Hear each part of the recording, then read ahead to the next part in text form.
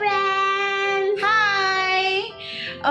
തിരുവോണം അപ്പോൾ അടുത്ത് വന്നിട്ടുണ്ട്. 3 ദിവസം കഴിഞ്ഞ തിരുവോണമ്മ. അപ്പോൾ ഓണ സദ്യയുടെയൊക്കെ പ്രിപ്പറേഷൻ എല്ലാം തുടങ്ങിക്കാനും ചിപ്സൊക്കെ ഉണ്ടാക്കാനും പിന്നെ നമ്മുടെ ചക്രപ്പരട്ടിയൊക്കെ ഉണ്ടാക്കാനും അച്ചാറൊക്കെ നമ്മൾ നേരത്തെ ഉണ്ടാക്കി വെക്കും. അപ്പോൾ നിങ്ങൾക്ക് വേണ്ടിയായിട്ട് ഞാൻ ഇന്ന് ഒരു അച്ചാറുടെ റെസിപ്പി ആയിട്ടാണ് വന്നേക്കുന്നത്. നമ്മൾ നോർമലി മാങ്ങ അച്ചാറൊക്കെ എല്ലാവർക്കും ഉണ്ടാക്കാൻ അറിയാം. സോ ഇന്ന് ഞാൻ കരിനാരങ്ങയുടെ അച്ചാറിൻ്റെ റെസിപ്പി ആയിട്ടാണ് വന്നേക്കുന്നത്. അതെങ്ങനെ ഉണ്ടാക്കാൻ നമുക്ക് നോക്കാം. ഇല്ല ജസ്റ്റിൻ ഓണത്തിനൊക്കെ റെഡിയായോ? ഓണക്കോടിയൊക്കെ മേടിച്ചോ? യെസ്, ജസ്റ്റിൻ ഓണക്കോടിയൊക്കെ മേടിച്ചു, ഒന്ന് റെഡിയായിട്ടുണ്ട്. സോ നമുക്ക് നോക്കാം ഈ നാരങ്ങ അച്ചാർ എങ്ങനെ ഉണ്ടാക്കാമെന്ന്. ആദ്യമേ ഇതിൻ്റെ തൊലി ചെത്തി നമുക്ക് ക്യൂബ് പീസായിട്ട് കൊണ്ടുവരാം.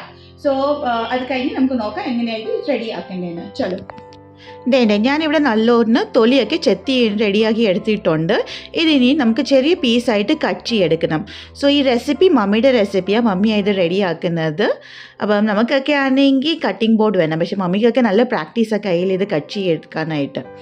അപ്പം അകത്തിലെ കുരുവെല്ലാം നല്ലോണം നമുക്ക് മാറ്റിയെടുക്കണം. മാറ്റിയിട്ട് വേണം നമുക്കിത് ക്യൂബായിട്ട് കട്ട് ചെയ്തെടുക്കേണ്ടത്.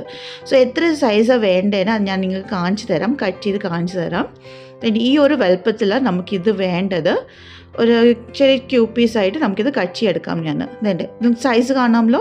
അപ്പോൾ ഞാൻ മൊത്തം നാരങ്ങ കട്ട് ചെയ്തെടുത്തിട്ടുണ്ട്. ഇനി ഇതിനകത്തോട്ട് നമുക്ക് 1 ടീസ്പൂൺ ഉപ്പ് മൂടിയിട്ട് ഇത് നല്ലോണം മിക്സ് ആക്കിയിട്ട് മാറ്റി വെക്കാവുന്നതാണ്.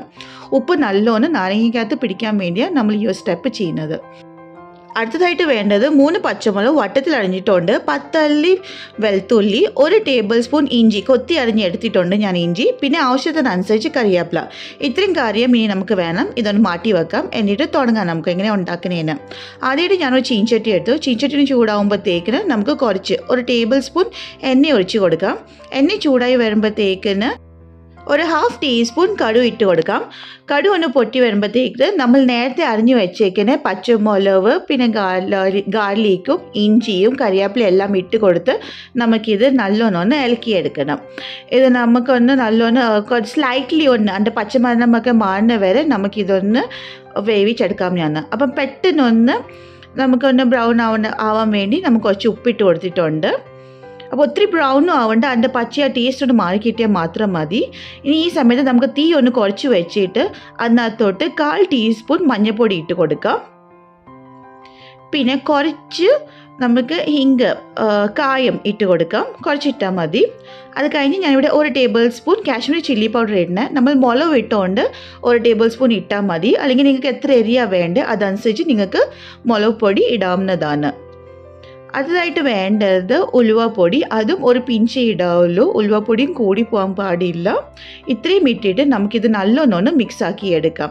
ഈ നമ്മുടെ മസാലയുടെ പച്ച ടേസ്റ്റ് ഒന്ന് മാറുന്ന വരെ മാത്രം മിക്സ് ആക്കി എടുത്താൽ മതി. പെട്ടെന്ന് തന്നെ നമുക്ക് മിക്സ് ആക്കി എടുക്കാം. ഇനി നമുക്ക് ഈ സ്റ്റൗ ഒന്ന് ഓഫ് ആക്കിയിട്ട് വേണം നമ്മൾ നേരത്തെ മാറ്റി വെച്ചേക്കുന്ന നാരങ്ങ അതിനകത്തോട്ട് ഇട്ട് കൊടുക്കാനായിട്ട്. അപ്പം നാരങ്ങ പൊടി ഇട്ട് നമുക്ക് ഈ മസാലയ്ക്കകത്ത് നല്ലോണം മിക്സ് ആക്കി എടുക്കാവുന്നതാണ്. സോ ഈ സമയത്ത് എൻ്റെ stove off. Okay, flame off ആക്കിയിട്ട് വേണം നമ്മൾ ഈ നാരങ്ങ അതിനകത്ത് മിക്സ് ആക്കി എടുക്കേണ്ടത്. അപ്പോൾ ഞാൻ നല്ലോണം ഇവിടെ മിക്സ് ആക്കി എടുത്തിട്ടുണ്ട്. ഇനി നമുക്ക് ഇതിനകത്ത് ഉപ്പ് മൂട് നോക്കാം എത്ര ഉപ്പുണ്ടെന്ന്. അപ്പം അതനുസരിച്ച് നമുക്ക് ഉപ്പ് മൂട് ഇട്ട് കൊടുക്കാവുന്നതാണ്. സോ കുറച്ച് ഉപ്പ് കുറവുണ്ടായിരുന്നു. അപ്പോൾ അതനുസരിച്ച് ഞാൻ ഉപ്പ് ഇച്ചിരി കൂടി ഇട്ടിട്ട് നമുക്കിത് നല്ലോണം ഇളക്കിയെടുക്കാം.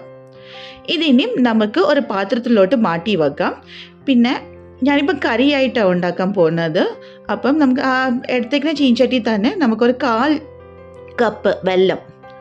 കപ്പ് വെള്ളം മൂടിയിട്ട് നമുക്ക് നല്ലോണം തിളപ്പിച്ചെടുക്കണം. ഇതിനകത്തോട്ട് കുറച്ച് ഉപ്പ് മൂടി ഇട്ട് കൊടുക്കാം. അപ്പോൾ നമ്മൾ ഉപ്പ് ഇടുമ്പോൾ എപ്പോഴും ശ്രദ്ധിക്കുക, നേരത്തെ നമ്മൾ ഇട്ടിട്ടുണ്ടായിരുന്നു അതനുസരിച്ച് ഇപ്പോഴും ഇടാവുള്ളൂ. കുറച്ച് മാത്രം ഇട്ടാൽ മതി. എന്നിട്ട് ഈ വെള്ളം ഒന്ന് തിളച്ച് വരണം. നല്ലോണം തിളച്ചിട്ട് വേണം നമുക്ക് ഇത് നമ്മൾ നാരങ്ങയിലോട്ട് ഒഴിക്കാനായിട്ട്. സോ ആ മസാലയെല്ലാം ഇപ്പം നമ്മുടെ ചട്ടിയിലുള്ള മസാലയെല്ലാം നമുക്ക് ഈ വെള്ളത്തിൽ വന്ന് കാണും. ഇനി നമുക്കിതൊന്ന് നാരങ്ങയിലോട്ട് ഒഴിച്ച് കൊടുത്തിട്ട് നല്ലോണം മിക്സ് ആക്കി എടുക്കാം.